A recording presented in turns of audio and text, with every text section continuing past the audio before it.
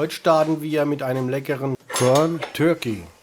Als erstes starten wir mit einer Lage von 7% Pökelsalz und 2 Liter Wasser. Ihr braucht dafür 151 Gramm Pökelsalz. Das ergibt eine Lage von 7%. Wenn ihr ein kleines Stück habt, könnt ihr auch 1 Liter Wasser nehmen und halt die Hälfte an Salz. Das Ganze wird gut aufgelöst. Und dann kommen wir schon zum Pökeln der Pudenoberkeule. Da haben wir 1,3 Kilogramm Stück. Ich benutze hier so eine kleine Pökelspritze. Die reicht, kostet auch nicht viel. Die kann ich euch auch mal in die Infobox einstellen. Wir nehmen etwas von unserer Lage ab und spritzen die Pudenoberkeule auf. Am besten immer längs einspritze, nicht von oben nach unten, sondern längs von der Seite. Gucke, dass überall was drin ist, damit wir später auch keine weiße, ungepökelte Flecken bekommen. Und wie ihr seht, ich habe gleich noch einen Schweinebauch mitgemacht, aber das gibt dann ein anderes Video.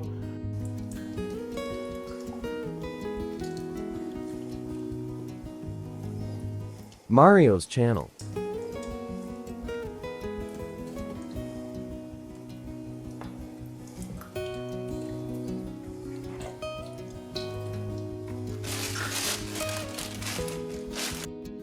Ihr seht, ich habe da jetzt ganz normale Gefriertüte genommen. Das ist für mich die beste Variante. Das versperrt mir am wenigsten Platz im Kühlschrank. Der Rest von der Lage füllen wir damit auf. Dann habe ich frischer Knoblauch aus dem Garten. Ganz grob aufgeschnitten und noch mit reingeschmissen.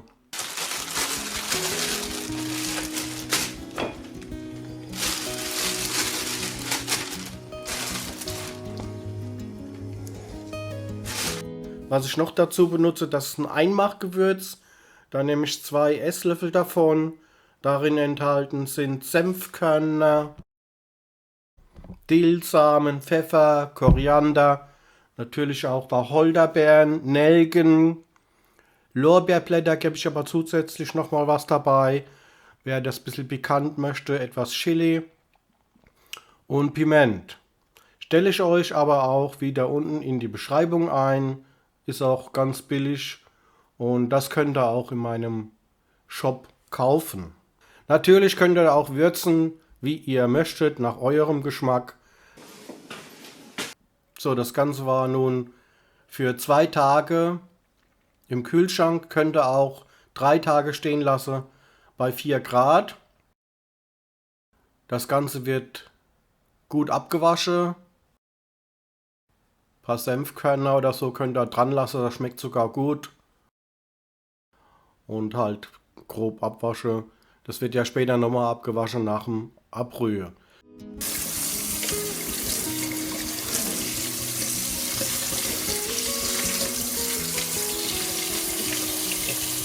So, jetzt habe ich hier ein Vakuumiergerät. Das ist von Silvercrest. Das habe ich ganz billig gekauft für 19,99 oder sowas. Ich habe vorhin einen teurer gehabt. Der war auch nicht viel besser. Das tun wir mal 2-mal an den Enden verschweiße. Ich benutze dann nochmal eine Gefriertüte, damit mir das Wasser nicht hochläuft und ich die Tüte auch richtig gut verschließen kann. Weil wichtig ist, dass das gut Vakuum zieht, weil sobald Luft drin ist, bekommt dann nachher beim Abrühren, schwimmt das dann hoch.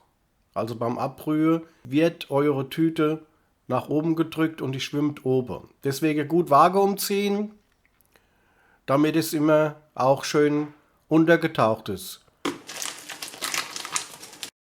So, dann fülle ich es auf mit Wasser.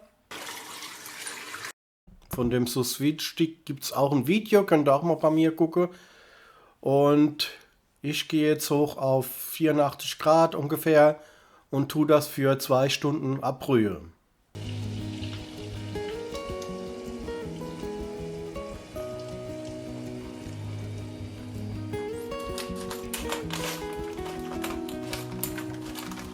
So, nach 2 Stunden wird das Teil nochmal abgewaschen.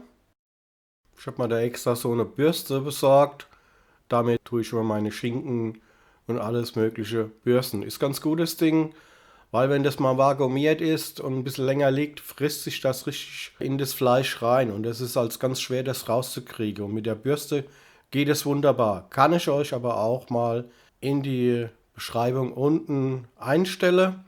Wie ihr seht, das Fleisch wird vom Knochen runtergeschnitten, ein bisschen gewürfelt für den Fleischwolf. Ich habe jetzt zusätzlich noch mal ein bisschen Pfeffer genommen und ein bisschen Ascorbinsäure. Ascorbinsäure für die Haltbarkeit und auch die Farbe nochmal. Das Ganze vorm Wolfen wird das Ganze nochmal schön vermengt, damit es keine Gewürznester gibt. Und das lassen wir jetzt mal durch den Fleischwolf durch. Vom Fleischwolf gibt es auch ein Video. Ich finde das Teil super gut. Der ist von Vegetal. Kostet auch nicht so viel, um die 240 €. Wirklich ein super Teil. Für das, was ich mache, ist es super.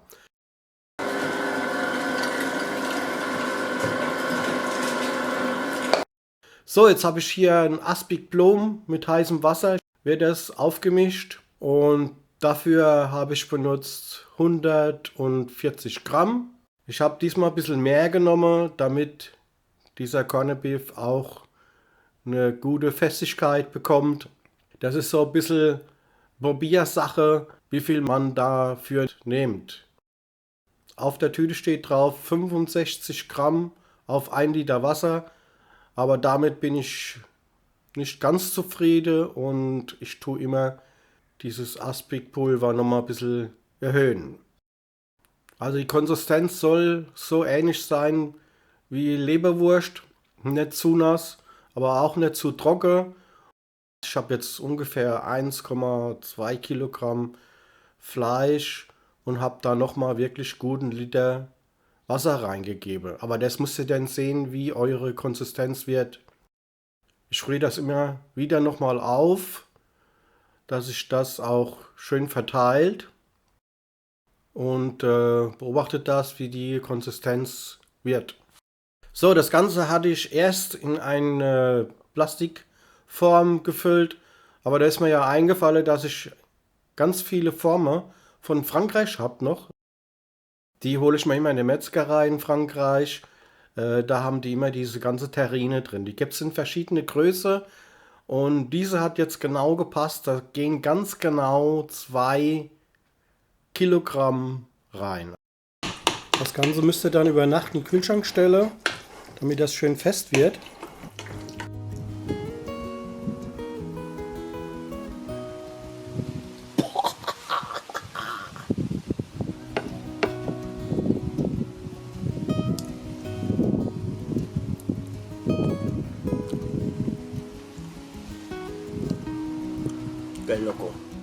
Wie ihr seht, er lässt sich auch super leicht stürzen. Wenn es nicht geht, dann könnt ihr auch dann warmes Wasser drüber laufen lassen. Dann wird er dann rausgehen. So, da kommen wir mal schon zum Anschnitt. Und ich muss euch sagen, der ist wirklich ganz, ganz klasse geworden.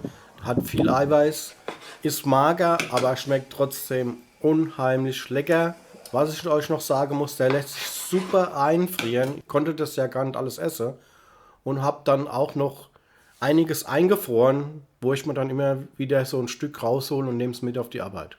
Gut, ich sage dann mal wieder Tschüss, bis zum nächsten Video. Euer Marius. Ciao, ciao.